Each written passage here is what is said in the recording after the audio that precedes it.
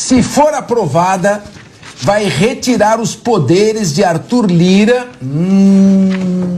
presidente da Câmara, e Rodrigo Pacheco, presidente do Senado.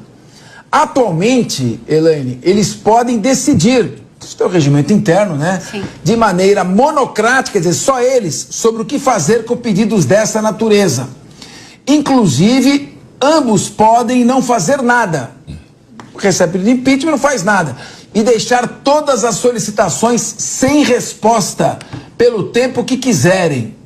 Lira é quem recebe as ações de impeachment contra presidente da República. Começa na Câmara dos Deputados, que faz o juízo de admissibilidade e depois vai para o Senado Federal para o juízo final de julgamento. Atualmente, por exemplo, tem 13 requerimentos solicitando o início do processo de impeachment. O Senado é responsável por interpretar pedidos de cassação contra ministros do STF. Com a aprovação do projeto, o prazo de ambos darem resposta passaria a ser de 30 dias. E ainda falando sobre essa nova lei do impeachment, o líder da oposição no Senado, Rogério Marinho, propôs uma emenda contra o dispositivo que trata de divulgação de fake news como crime de responsabilidade. Segundo a proposta, a prática será considerada crime quando se tratar de disseminação de informação falsa contra instituições democráticas, a segurança interna. Nossa, como a gente ouve falar de segurança interna quando era o regime da ditadura, não? Nossa lei de segurança nacional e o livre exercício dos poderes. Segundo o Senado, existe uma ambiguidade na expressão fake news, abre aspas, que pode tanto designar informações falsas como também uma estratégia para deslegitimar discursos desfavoráveis, fecha aspas. Bom, quem estava falando ali é o Alexandre Bissoli, quando nós chamamos o outro assunto. Bissoli, são dois temas importantes. O primeiro, potencialmente, pode gerar um confronto direto com o Supremo Tribunal Federal.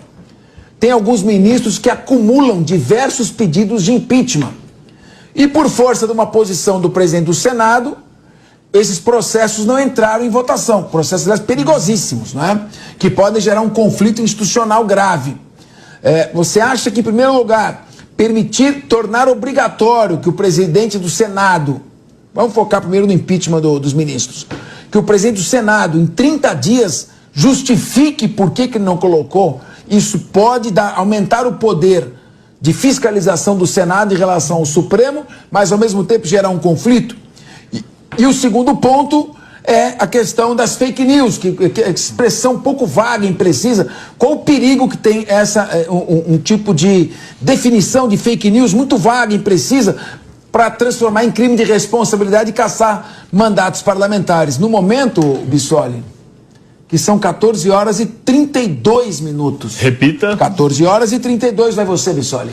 Capês, eu acho que são dois temas muito importantes. O primeiro é necessário, ou seja, colocar um prazo para que o presidente do Senado ou o presidente da Câmara, em relação ao presidente da República, tenham que fazer a admissibilidade do pedido de impeachment, é necessário. Porque hoje, a gente falava agora há pouco em instrumentos de pressão. O que são os pedidos de impeachment acumulados tanto na presidência do Senado em relação a ministros do Supremo, quanto em relação ao presidente da República na mão do presidente da Câmara, se não instrumentos de pressão desses dois personagens contra os investigados?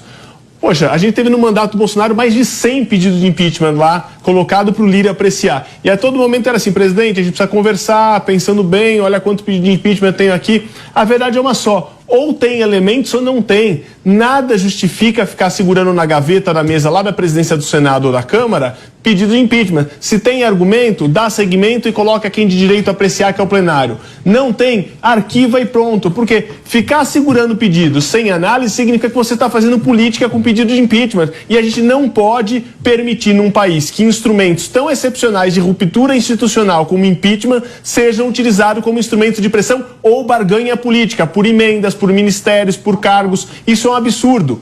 É um absurdo no Brasil a gente permitir que pedido de impeachment de ministro supremo ou do presidente da República seja instrumento de barganha política. Tem que acabar. E o outro caso que você falou, que é a respeito efetivamente das fake news, esse foi o tema que eu dei a minha aula magna na Universidade de Salamanca, agora em julho desse ano. Por quê? Lá na Europa, eles têm uma visão de fake news muito diferente da nossa. E eles acham até interessante. Para eles, aqui no Brasil, e com razão, fake news se tornou aquele que discorda de algo ou de alguma coisa. Ou seja, se eu falo algo diferente de você e você discorda do que eu falo, o que eu estou falando é fake news. É quase que uma tradução assim, ó, eu discordo, é mentira. É o famoso é mentira que eu usava no passado, eu discordo de você, virou fake news. Foi deturpada a expressão. Fake news, ela tem um sentido de ser. Ela é uma informação sabidamente falsa, disseminada para atingir um propósito político, econômico ou social, necessariamente. Se ela não tiver esses elementos subjetivos de vantagem ao final, uma mera disseminação de informação falsa é uma informação falsa. Você tem que ter um objetivo estruturado por trás dessa informação falsa, com o objetivo de colher um proveito econômico, social ou político. Senão não é fake news do ponto de vista técnico. Nós estamos falando de uma informação falsa, de uma mentira, de qualquer outra coisa. Então, colocar isso como elemento de cassação de um presidente da República, uma análise extremamente subjetiva como fake news é encarada no Brasil, então se alguém for lá e der uma informação por falta de conhecimento, vai configurar fake news. Então me parece que quando se quer melhorar um instrumento do impeachment, que seja para especificar e objetivar ainda mais as possíveis sanções, aliás, os possíveis atos e condutas que podem ser passíveis da sanção de impeachment, não para alargar e subjetivizar ainda mais a forma de análise. Elaine Keller, pese embora algumas posições polêmicas suas em relação a outros debatedores da mesa, esse é um tema que tecnicamente você domina com profundidade. Obrigada. Queria que você falasse um pouquinho sobre esse projeto que vai definir fake news. É um pouco arriscado, quer dizer, fake news, se ficar uma expressão vaga, quem detém o poder e não gostar de algum tipo de opinião, pode afirmar que essa opinião é uma fake news. Fake news é divulgar um fato falso. Mas há interpretações sobre um fato. E você pode extrair de uma interpretação sobre um fato a conclusão de que é mentira, se você tiver a caneta na mão.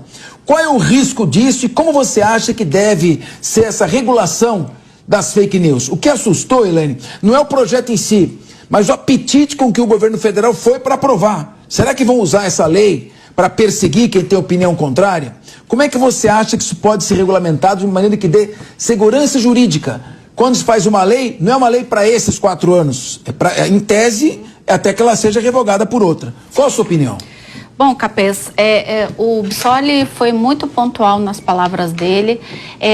O primeiro projeto de lei, ele não tinha a intenção de censura. Se você olhasse o texto original, ele, na verdade, queria regular as Big Techs, ou seja, aquelas empresas de tecnologia como o Google, Microsoft, entre outras, que, de fato, hoje detêm ali a maior parte da informação, né, digital. E elas podem ali manipular ou não essa informação. Então, muito se diz, né, que, por exemplo, se você faz uma pesquisa hoje no buscador, essa pesquisa vai trazer um resultado dependendo do perfil do seu comportamento que você demonstra na internet. Ou seja, para mim pode aparecer uma coisa, para o Bissoli pode aparecer outra, para a Carol outra. Então, é isso que se quer evitar, que a informação seja igualitária, ou seja, que ela tenha uma isonomia, né, e seja a mesma para todos. Então, esse primeiro projeto tinha como viés isso. Eu não gosto muito quando a gente usa o termo fake news, porque a gente está usando uma palavra inglesa, né, de origem inglesa. Acho que a gente tem que usar o nosso português. Aliás, a língua portuguesa é tão bela, por que não usar como desinformação? E o que vai entrar, então, na desinformação? Além da belíssima explanação que o Bissoli já fez, aí a gente tem a classificação disso. Na verdade, é toda vez que você distorce também uma realidade. Além de você mentir, ou seja, desinformar mentindo, você distorce a realidade. Então, é esse distorcer de forma que você gere danos, né, é que trata-se de uma desinformação. Então, por exemplo, você usar vou dar um exemplo aqui, né, que tem muito se usado. O que acontece é que a gente está muito mais preocupado hoje em dia com a relevância da informação do que saber se ela é verdadeira ou falsa. Então, nesse viés, o que é a relevância? Às vezes você usa um título para uma matéria que não tem conexão nenhuma com o texto. Foi só para chamar a atenção da pessoa, para que ela clique naquele texto e leia aquele texto, né? Então, isso também é uma fake news. Quer dizer, você tira a conexão, mas você usa o jornalismo um título... Isso, né? Não, a gente quer um jornalismo de verdade, um jornalismo jornalismo transparente. Se você olhar hoje, muita coisa que você vê, né? E aí tem muita gente que sofre com isso, tem danos de imagem. A pessoa usa uma chamada falsa ou uma chamada só para ter cliques, né? Obter cliques, né? E aí você vai ler o conteúdo